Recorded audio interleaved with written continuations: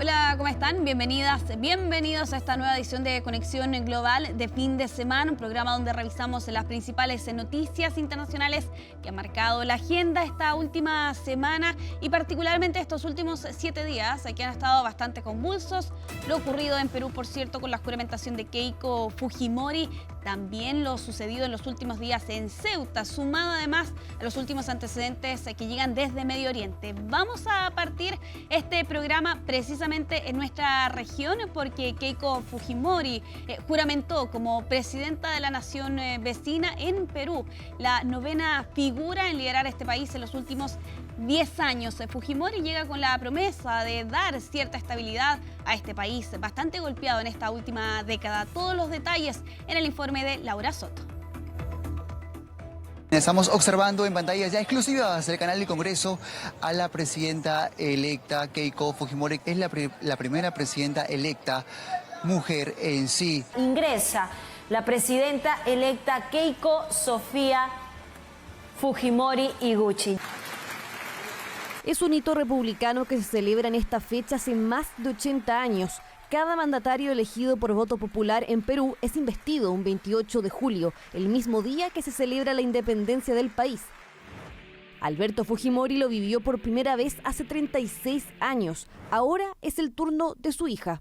Juro que defenderé esta tierra, la soberanía nacional, la libertad, la democracia y la independencia de los poderes del Estado, y que trabajaré incansablemente por un país seguro, próspero y unido.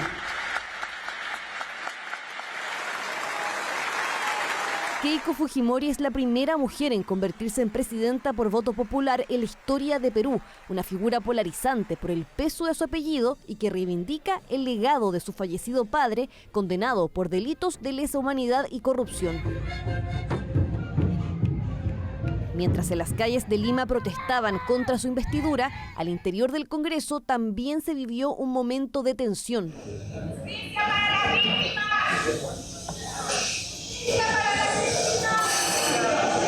Cuando Fujimori se disponía a pronunciar su primer mensaje a la nación, un grupo de congresistas opositores se retiraron del hemiciclo portando fotografías de los ciudadanos fallecidos durante el estallido social en Perú. Superado ese episodio, dio inicio a su discurso. Asumo hoy la presidencia de la República con profunda humildad. El diagnóstico de nuestra patria en este momento es complejo y doloroso. Recibimos un país marcado por el abandono. Recibimos un Estado debilitado por la improvisación. En sus 45 minutos de locución prometió gobernar para todos los peruanos sin excepción y ofrecer una ruta clara para resolver las urgencias del país. Como primera prioridad destacó la concentración de su gobierno en 2 frentes con el uso de recursos extraordinarios, mitigar los efectos del fenómeno del Niño y luchar contra la inseguridad ciudadana. Tenemos miedo por nuestras vidas al salir a la calle o que nuestras casas se inunden en pocos meses. Durante los estados de emergencia, las Fuerzas Armadas asumirán temporalmente el liderazgo de las operaciones de seguridad y del control interno, en estrecha coordinación con la Policía Nacional, hasta restablecer plenamente la autoridad del Estado. Entre los líderes que asistieron a la ceremonia estaban el presidente José Antonio Kast, Javier Milei de Argentina, Daniel Noboa de Ecuador, Rodrigo Paz de Bolivia y el rey Felipe VI de España. Antes de asumir el poder, Fujimori mantuvo reuniones bilaterales con algunos de ellos, incluido el mandatario chileno. Los lazos de amistad, los lazos comerciales, los lazos diplomáticos con Perú están en un muy buen momento y eso lo queremos profundizar.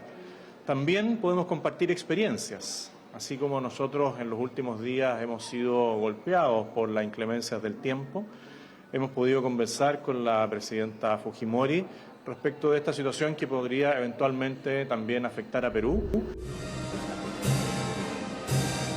Keiko Fujimori llega así a la casa de Pizarro con la promesa de restablecer el orden y la reconciliación nacional. Por ahora corre con ventaja en el Congreso con el retorno de la bicameralidad, donde su partido es la primera fuerza parlamentaria. El objetivo es romper la racha de inestabilidad política y cumplir sus 5 años de mandato, convirtiéndose en la 9ª persona en asumir el sillón presidencial en tan solo una década. Sigamos con esta revisión de temas que han estado marcando la jornada, estas últimas jornadas más bien, en temas internacionales, para hablar de las noticias que llegan desde Medio Oriente, porque recientemente se ha anunciado este acuerdo de desarme de parte de Hamás en la franja de Gaza. También hemos visto el involucramiento de otros actores, por ejemplo, Arabia Saudita, y con efectos que han llegado hasta Irak. Para conversar precisamente de lo que ha estado ocurriendo en Medio Oriente, en estos frentes, es que vamos a tomar contacto a esta hora con Gilberto Aranda, quien ya vemos en pantalla. Muchas gracias por acompañarnos, analista internacional y profesor titular de la Universidad de Chile, y también gracias por estar aquí en Conexión Global de fin de semana. Muy amable, muchas gracias a usted, Isel, un placer estar con ustedes. Gilberto, si podemos comenzar esta entrevista con la información más reciente, ¿no? Este acuerdo o anuncio de un acuerdo de desarme de parte de Hamás. ¿Cómo ves tú este anuncio y qué tan escépticos hay que ser ante la volatilidad que también ha tenido este conflicto y sobre todo la situación en Medio Oriente en estos últimos años? Bueno, no es la primera vez que estamos escuchando un acuerdo que va a significar el desarme de Hamás. En esta ocasión, Hamás ya lo ha dicho antes, eso es tal vez un elemento distinto. Hamás ha declarado su voluntad de hacerlo antes de llegar a un acuerdo.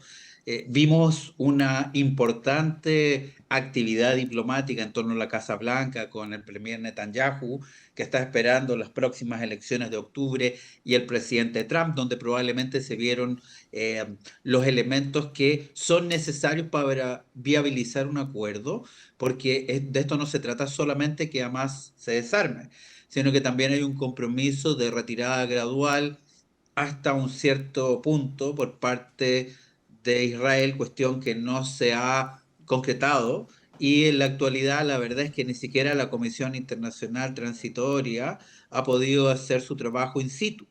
Por lo tanto, yo tengo un grado más bien de escepticismo, pero sin perder la esperanza de que pueda haber una oportunidad para la paz. Sin embargo, en general el expediente y la experiencia apunta que es muy complejo esto. No solamente se requiere el desarme de Hamás, sino que es absolutamente necesario como condición, más que coadyuvante, como una de las condiciones necesarias, que Israel cumpla su parte, y por lo tanto todo lo que es el cerco y el bombardeo intermitente sobre la población gazatí cese.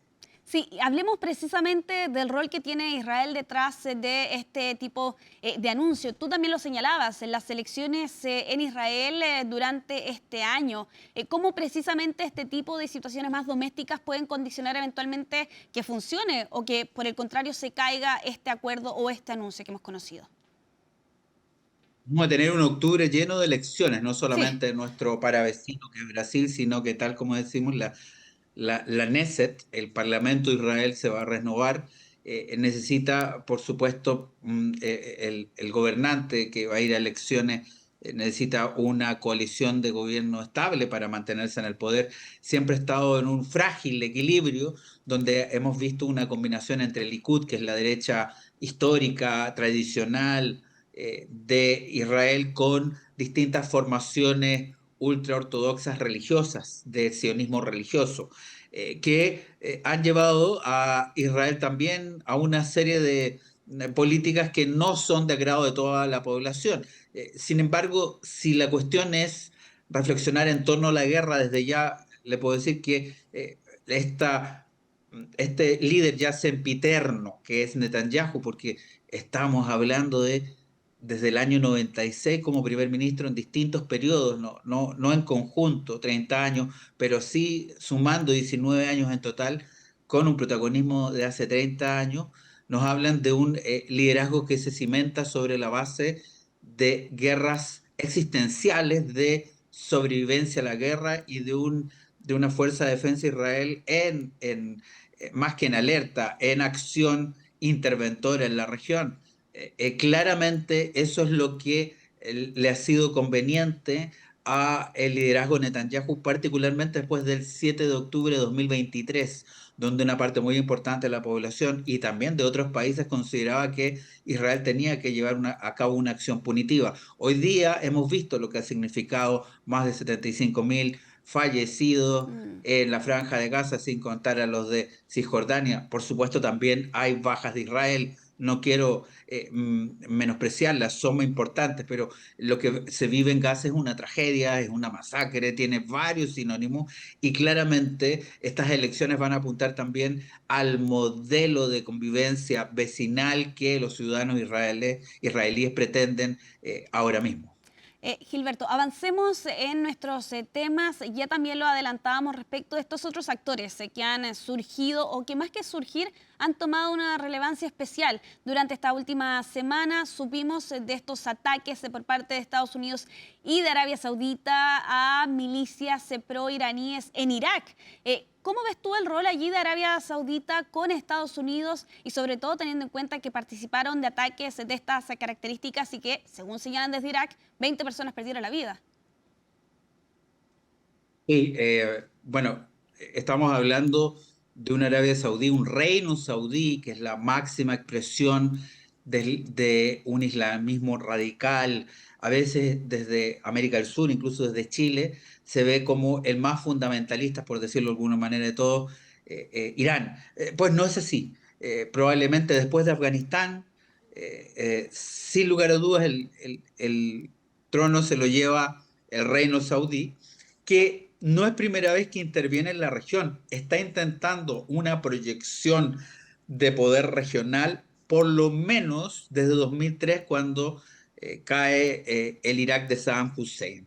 El mundo árabe suní queda un poco sin liderazgo regional y ese vacío lo intenta llenar el reino saudí el 2014 de manera activa, donde ya tuvo una intervención junto con Emiratos Árabes Unidos sobre lo que es Yemen, y en esta ocasión ha sido complementado con nuevamente acciones tanto contra los hutis como en otros espacios, es decir, lo que se llamó en algún momento de la década pasada esta guerra fría interregional por una primacía geopolítica, geoeconómica, un antagonismo ideológico religioso, una guerra sectaria, hoy día más bien se ha reactivado, pero tal vez de una manera mucho más nítida, mucho más perfilada, por un reino saudí que además ha sido de alguna manera alcanzado por lo que es la reacción de Irán ante una guerra en su contra por parte de Estados Unidos e Israel.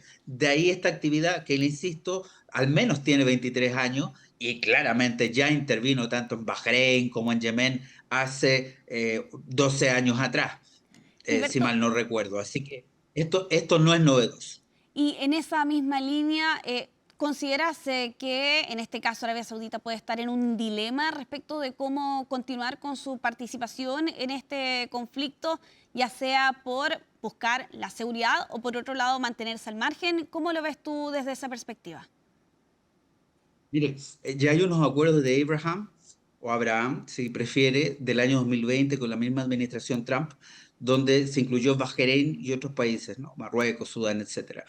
Y siempre Estados Unidos intentó que Arabia Saudí se incorporara a este grupo. Ahora, básicamente la idea es que Estados Unidos le está dando espacio o carta blanca en la zona para actuar al reino saudí, pero el compromiso, y ahí es donde yo entiendo que se ve presionado, es establecer relaciones plenas con Israel.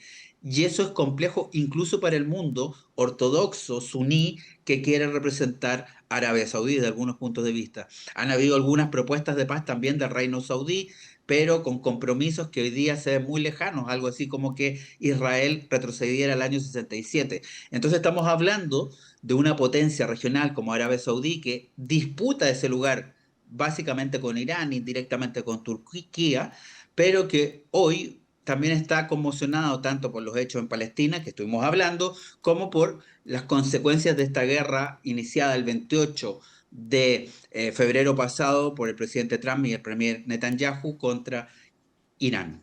Sí, con este acuerdo nuclear que también habíamos conocido hace algunos días atrás y que también, como tú bien señalabas, Gilberto, hasta cierto punto, y de hecho explícitamente Trump lo condicionaba a los acuerdos de Abraham y el reconocimiento de Israel. Muchas gracias, Gilberto Aranda, analista internacional, profesor titular de la Universidad de Chile. Como siempre, un gusto tenerte aquí en Conexión Global de fin de semana. Que estés muy bien. Muchas gracias a ustedes. Buenas tardes. Bueno, y otra de las imágenes que han marcado esta semana llegan desde Ceuta con esta verdadera crisis, como lo han calificado las propias autoridades, con la llegada y el ingreso masivo de migrantes marroquíes. Durante esta semana conocimos la cifra de 50.000 personas que lograron cruzar las vallas desde Marruecos para poder llegar hasta este territorio, este enclave español en el norte de África, desatando el caos. Lo que conocíamos el viernes es que, según las autoridades, prácticamente casi la totalidad, 48.000 de 50.000 personas ya habían abandonado el territorio. Pero ¿qué ocurre? Más allá, por cierto, las imágenes dramáticas que llegan desde esta zona, conocíamos por un lado las cifras de muertes, decenas de personas que perdieron la vida intentando cruzar a través del mar para poder llegar a este territorio. Y ojo, con también los efectos internacionales, porque aquí Italia suspendió la aplicación de Schengen, una suspensión temporal que fue anunciada ese mismo día viernes y por un mes, y por tanto comenzaba la reintroducción de controles en los puertos y los aeropuertos con España. Finlandia también por esas mismas horas se anunciaba que estaba estudiando también allí apoyarse de esta iniciativa de parte del gobierno de Giorgia Meloni. Y por otro lado, Francia anunciaba el reforzamiento en el control de las fronteras, algo que anunciaba el ministro del Interior.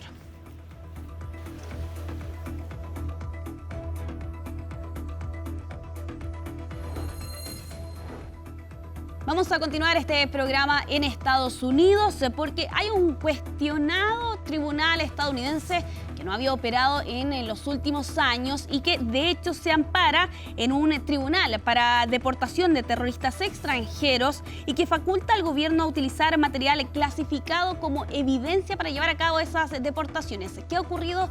Que recientemente el gobierno de Donald Trump ha puesto sobre la mesa uno de sus primeros casos. Tatiana Arias nos cuenta los detalles en el siguiente informe. El Tribunal para la Deportación de Terroristas Extranjeros, creado por el Congreso en 1996, estableció procedimientos confidenciales para proteger secretos de Estado, información que el Departamento de Justicia considere puede ser un riesgo para la seguridad nacional si se revelaran en un tribunal abierto. La Corte nunca había recibido ni procesado ningún caso en 30 años, eso hasta julio de 2026, cuando el gobierno de Trump, discretamente, presentó documentos bajo reserva judicial.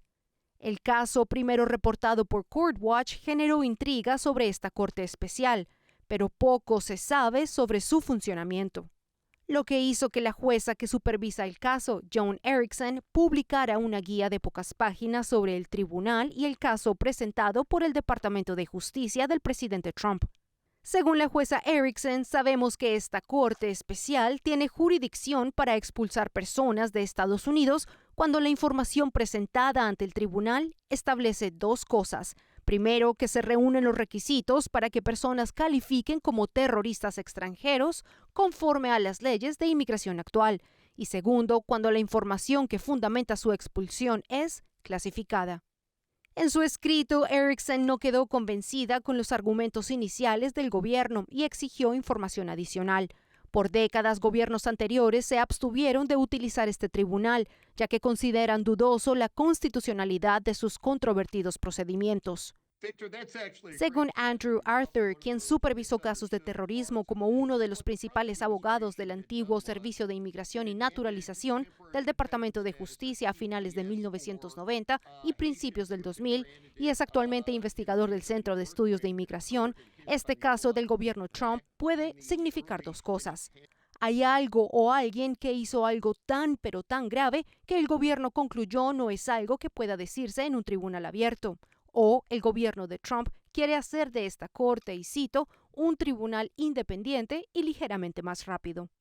Por su parte, un portavoz del Departamento de Justicia, en un comunicado enviado a CNN, señaló que este Departamento de Justicia utilizará todas las herramientas disponibles para llevar ante la justicia a los terroristas extranjeros y expulsarlos de Estados Unidos, incluido este tribunal establecido por el Congreso en 1996.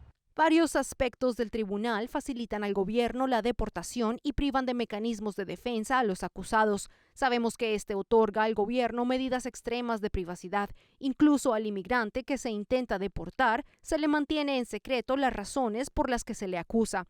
Además, la ley exige que los procedimientos se desarrollen rápidamente y acelera el proceso de apelación. Por un lado, expertos legales afirman que esta no sería una herramienta que el gobierno pueda utilizar para llevar a cabo deportaciones masivas, pero por el otro, el gobierno del presidente Trump ha demostrado no temer a empujar los límites legales para cumplir sus objetivos. Les informó Tatiana Arias.